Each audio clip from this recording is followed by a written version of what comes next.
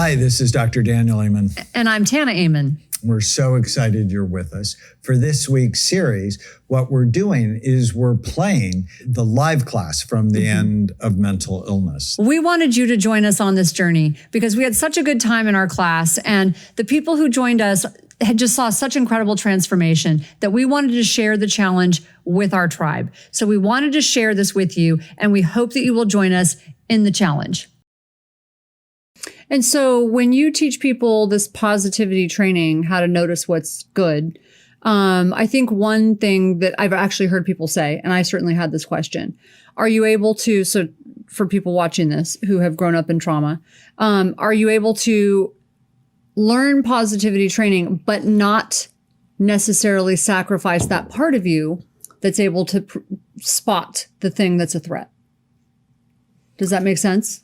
It's absolutely true, which is why, those of you that listen to our podcast, The Brain Warrior's Way, The Brain Warrior's Way, the premise of it is you're in a war for the health of your brain. Everywhere you go, someone is trying to shove bad food down your throat that will kill you early. They're trying to give you an addictive gadget. They're trying to scare you with the news to drive clicks. Everything is breaking news when everything is not breaking news. And we're in a war. So the idea is not pie in the sky positive thinking.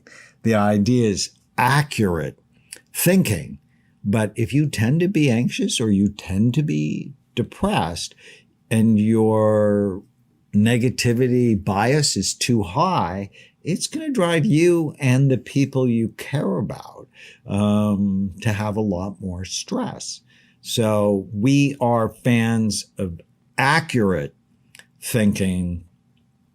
But on the podcast recently, we had Mark Wolin, who wrote this great book, It Didn't Start With You. And it was so clear why you're a little bit of a security freak. And I'm not, because, Well, there's so many reasons.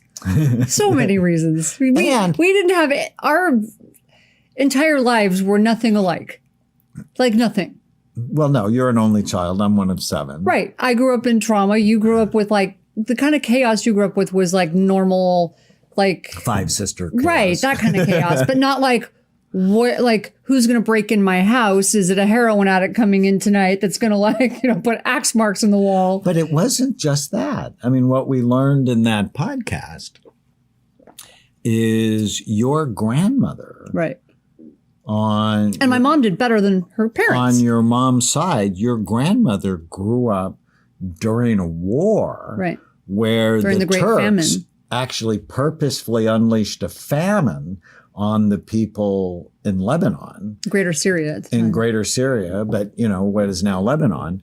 And she got lost in the forest. For 3 days, when she was 5 years old. When she was 5 years old. So do you think security would have been one of her issues? She never got over that. She was traumatized. And so when your grandmother was born, actually when your grandmother was inside her mother at about 5 months, she's creating the eggs in her ovaries that has the genetic material, yes, for your mother, but also for you.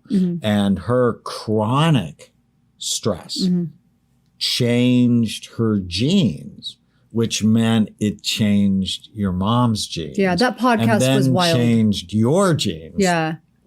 And that's why we talk about how important the end of mental illness is, because it's not just about you. No. And ultimately it's about generations. If you get a chance, you should listen to that podcast. Any of you who have sort of quirky or odd behaviors that you can't really explain, it's where'd that come from? That podcast was pretty wild. You told me it was going to blow my mind, and it blew my mind, because he talks about how it didn't start with you. And he talks about your ancestral, this sort of DNA part of our behavior. And it's what? It sounded kind of weird to me, but it was so fascinating. And then when he started talking about it, I'm like, oh, that's so true. That actually did that makes sense in my life. And I'm sure that a lot of people listening are thinking the same thing. So And that's why these habits are so important to retrain your DNA so you don't just pass it on. And, one of the things I did when I learned about this sort of genetic transmission is I went to my dad. And because, growing up, my dad had two favorite words. One was bullshit and the other one was no. And I'm like, bullshit? No. Where does that come from? I'm like, why is he like that? And he always worked. I mean, he worked like 80 hours. Yeah, but he's a self-made person. I mean, he absolutely is. And when you realize he grew up during the Great Depression. And he has a similar background to my family. During the Great Depression and then during World War II. He remembers all about during World War II. But then what I learned is, well, tell me about my grandfather. And I knew my grandfather on the other side because I was named after him. He was my best friend. He played football at Texas A&M. He was like 5'4" and 240 pounds, which not good for him.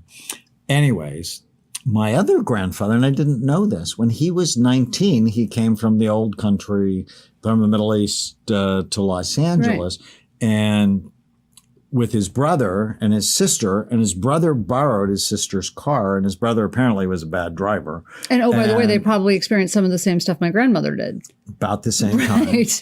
And his brother got killed in a train accident when he was 19. And my grandfather never drove after that, held a grudge against his sister for the rest of his life. And so clearly he was traumatized. And he was traumatized before he made my dad, which meant it changed his genes. It's called epigenetics. It changed his genes, which he gave to my dad, which then he gave it to me. And isn't that weird that both of our grandfathers were in accidents that involved trains? My grandfather was hit by a train. That's so weird. What a coincidence. Weird, huh? Wow. All right. You do not have to believe everything you think. Now, we have a lot of questions to get to today. You guys have just done a great job. Oh my goodness, we have a lot of questions, but we have time. What do you suggest for seasonal affective disorder in terms of supplements and possible treatments? Well, thank you for asking that. The number one most studied, most effective treatment for seasonal affective disorder is bright light therapy. I'm taking one home tonight. And I'll tell my team they should post a link. We have a brand new Bright Minds bright light therapy lamp at BrainMD that you can purchase. And it has been shown to help with seasonal affective disorder, to help with sleep. Since I have one. I have one right here, yeah. I'm taking it home tonight. Bless you. It's supposed to give you energy, right? So here it is.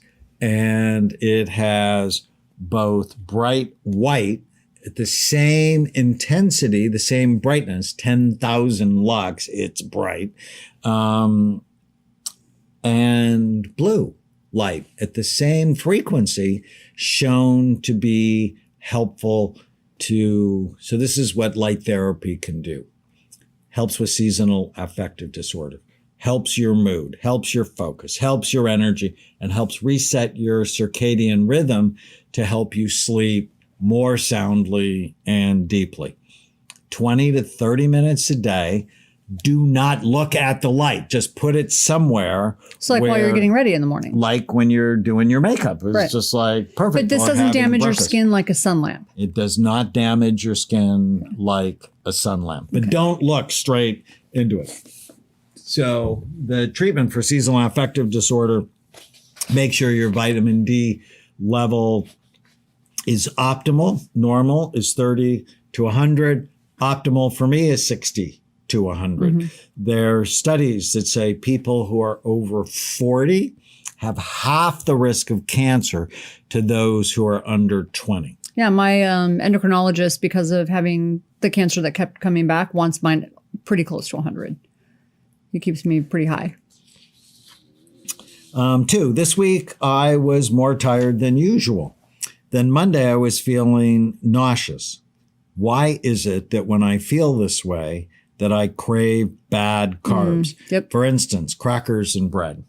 Yeah, because you get that quick burst of energy. Now, the problem is you also get a crash afterwards. And also for some people, because it gives you that quick release of serotonin, so you get that little mood boost. That's why people crave right, it. but then well, sugar too, but then you will crash afterwards. So the problem is it's not a long-term fix. So if you're going to eat carbs to get that boost, eat the right carbs that aren't going to make you sick. Things like sweet potatoes and maybe even a little bit of brown rice, or I don't suggest doing a lot of that. Don't make it your staple, make it your condiment.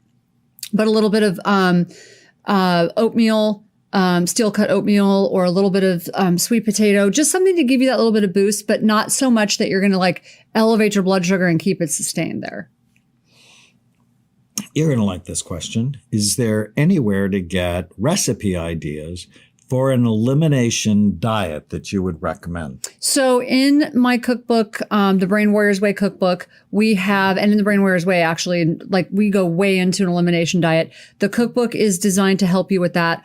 All of the recipes, rather than telling people go on a cleanse or eat the certain way for 2 weeks, it's designed to help people eat that way all the time. Also, my website, tanaamen.com, there are like hundreds of recipes to help you.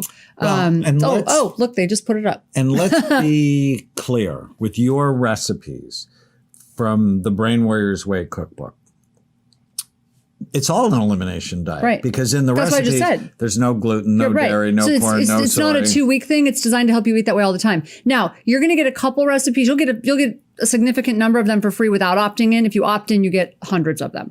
So my suggestion, opt in, and you'll get tons of recipes. And also buy the Brain Warriors Way. Yeah, the cookbook isn't just a cookbook. So here's the nice thing. The website will give you a meal planning section. You can actually create your grocery list and all sorts of stuff like that.